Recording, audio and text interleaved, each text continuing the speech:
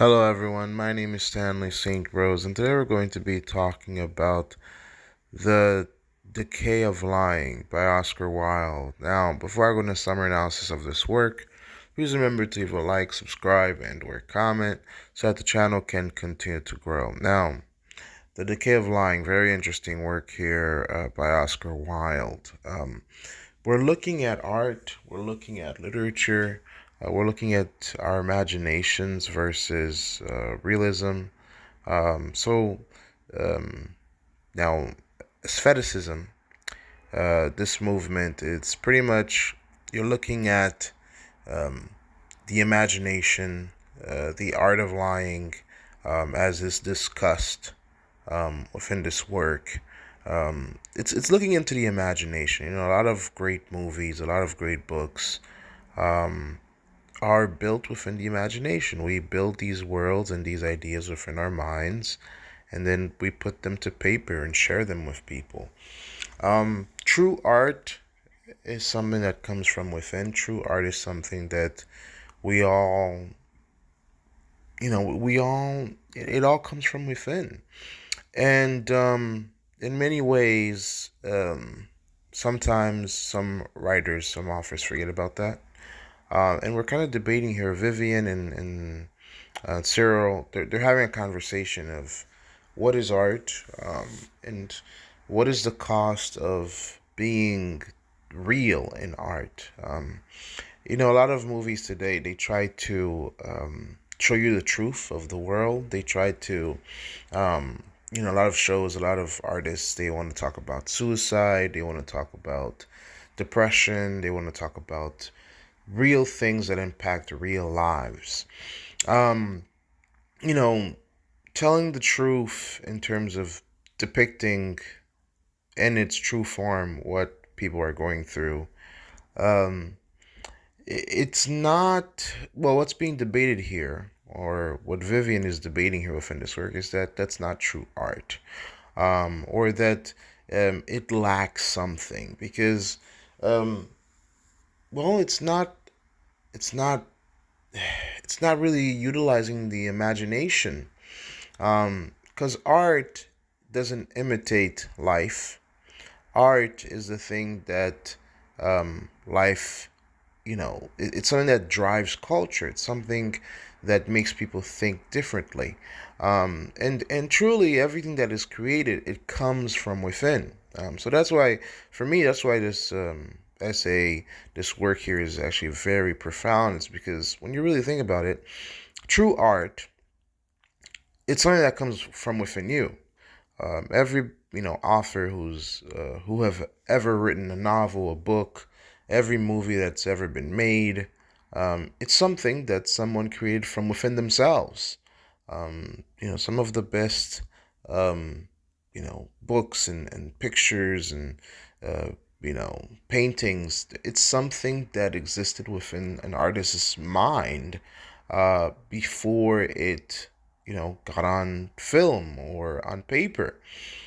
So it's very fascinating here because we're looking at realism, we're looking at aestheticism, and we kind of pretty much have to ask the question, well, where does art come from? And um, is the decay of lying, um, well, is it true art? Because when things are coming from your imagination, it's you're not depicting truth. I mean, all of the movies we watch, most of the things on TV, I would say like 99 percent of the things on TV are fake.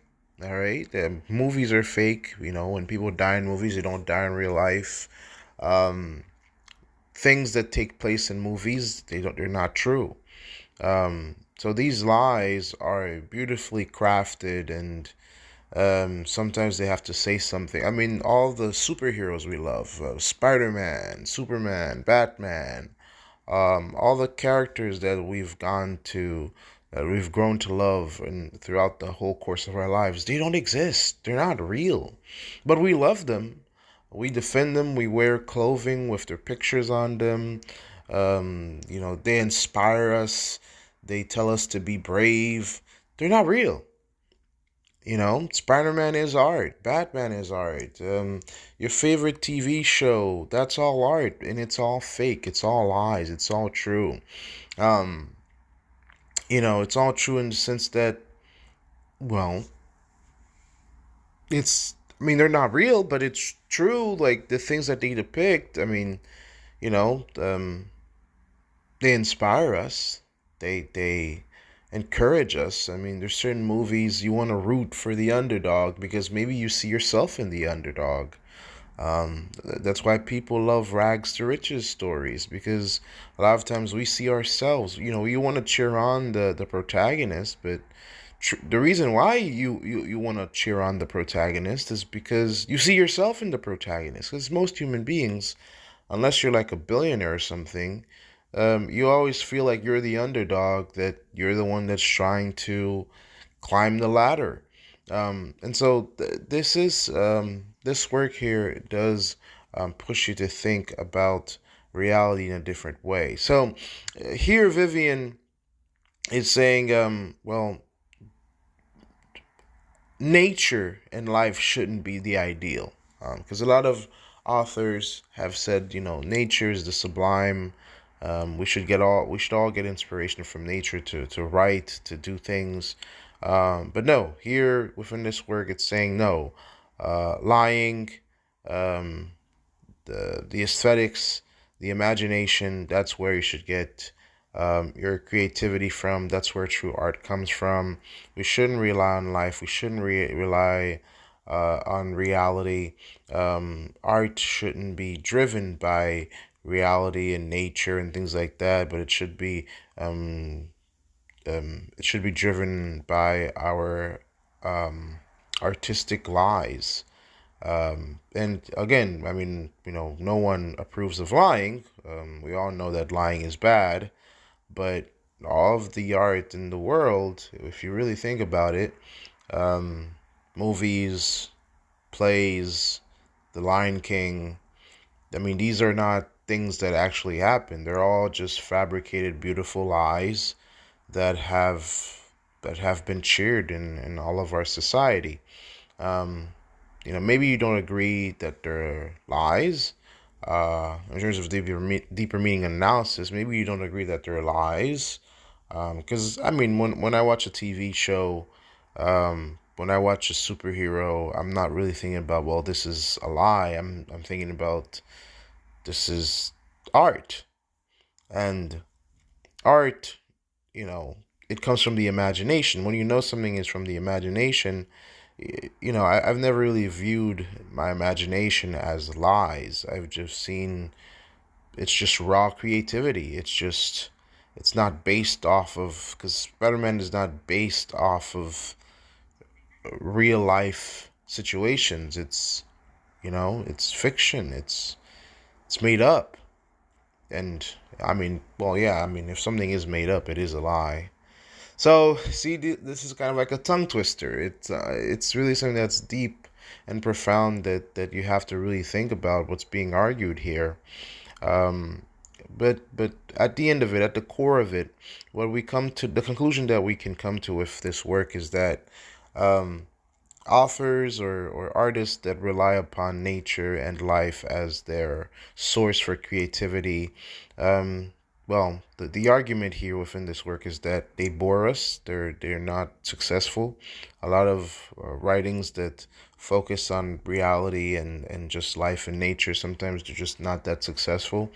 But the ones that are focused on the imagination and aesthetics and, I guess, lying, or let's just say imagination, uh, they they're they they're more interesting. They're more fascinating. People gravitate towards them because, well, you don't.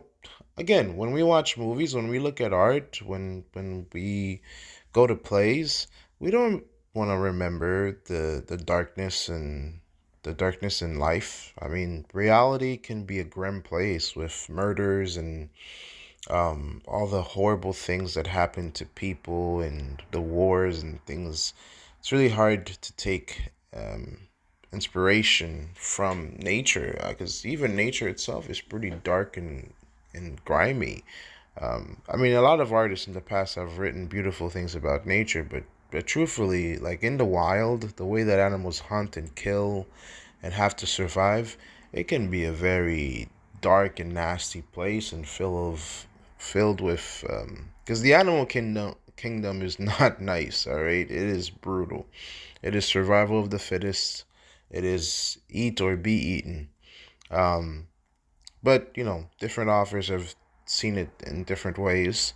But this perspective from this work just has you thinking differently about how we find inspiration, how we see life, and really what is the definition of art.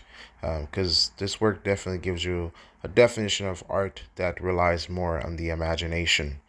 All right, thank you guys. I'll see you guys in the next video.